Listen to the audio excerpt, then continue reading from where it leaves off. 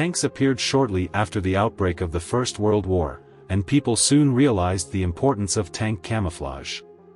On one hand, different camouflage nets were chosen based on the natural environment of the deployment area, and on the other hand, different camouflage patterns were sprayed.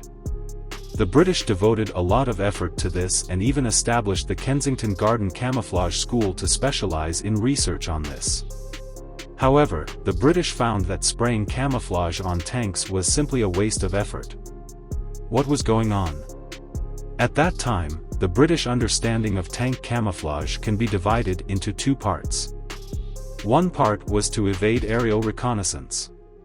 At that time, military aircraft and reconnaissance balloons were widely used, and aerial reconnaissance and strikes became important methods of combat.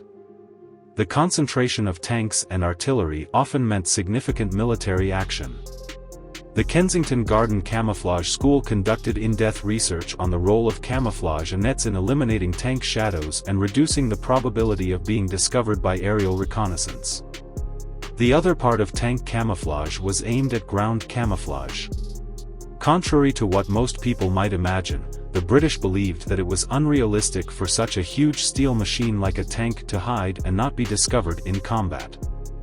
For example, the Mk.I mail tank had a length of nearly 10 meters, a height of nearly 2.5 meters, and a width of over 4 meters. It was difficult for such a roaring mechanical monster to go unnoticed on the battlefield. So, does tank camouflage have no meaning at all? Not really. During World War I, there was a lack of specialized anti-tank weapons, and the German army often used field guns to shell tanks. Even if the target was not penetrated, the explosion would cause internal damage by shattering rivets and armor fragments. Spraying camouflage on tanks was to create obstacles for gunners by blurring the tank silhouette, causing the gunners to make incorrect judgments about the tank's direction of movement and avoid being hit.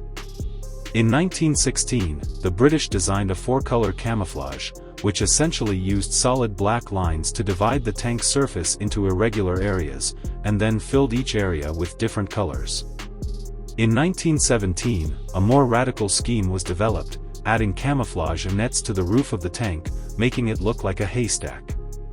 Shortly after the British Army applied camouflage to the tanks, they found that it was not practical, which was related to the battlefield environment at the time. The main form of combat during World War I was trench warfare, and the front lines, repeatedly bombarded by artillery, were filled with shell craters and mud. Tanks moved slowly in such an environment, and the mud thrown up by the tracks would cover the camouflage. In summary, the tanks at that time did not need to be sprayed with camouflage, as it did not have the intended effect. The British were not the only ones to do this. The French and German armies also did, with the German army mainly capturing enemy tanks and then cleaning and respraying them with a three-color camouflage of earth yellow, reddish-brown, and green.